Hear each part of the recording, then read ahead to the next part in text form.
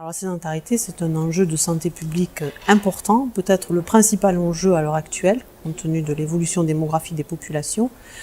On sait que toute personne de plus de 65 ans qui va être suffisamment actif va avoir une diminution de sa mortalité de 30% à 3 ans, quelle que soit sa pathologie. On sait qu'on peut être actif aussi sur l'espérance de vie sans incapacité, puisqu'en France, on vieillit vieux maintenant, c'est pas un problème, on vieillit vieux, mais on vieillit mal. Et donc l'activité physique va permettre d'augmenter l'espérance de vie sans incapacité, de faire que nos âgés soient vieux, mais en bonne santé physique. Alors les centres de prévention Bien Vieillir Agir Carco sont répartis sur le territoire français de manière, nous sommes 17, de manière à couvrir 70 départements. La particularité de ces centres, c'est d'offrir un parcours de prévention aux bénéficiaires, une action individuelle, un bilan de santé qui va mettre en évidence des facteurs de risque, et notamment les facteurs de risque qui ont trait à l'insuffisance d'activité physique, et ensuite des actions collectives qui sont proposées justement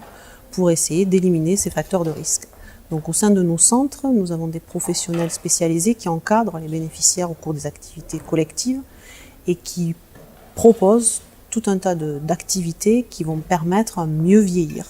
notamment de l'activité physique encadrée. Et c'était l'objectif de la présentation d'aujourd'hui,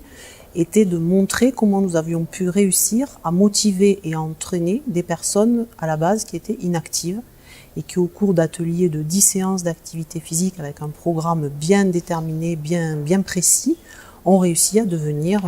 actifs et à poursuivre ces activités ensuite à l'extérieur du centre. Parce que l'objectif est de faire connaître une activité, d'en faire mesurer les bienfaits et ensuite d'orienter les personnes vers des structures proches de leur domicile qui pratiquent ce type d'activité. J'ai envie de dire le principal levier, c'est le plaisir éprouvé lors de l'activité. Parce que pour qu'un comportement change de façon durable, pour devenir actif alors qu'on est sédentaire, il faut qu'on y éprouve un certain plaisir. Il y a d'une part la motivation qui peut être provoquée par le professionnel, mais ensuite il y a tout l'accompagnement et le plaisir que la personne va pouvoir éprouver à faire cette activité pour continuer à la faire dans la durée et dans le temps.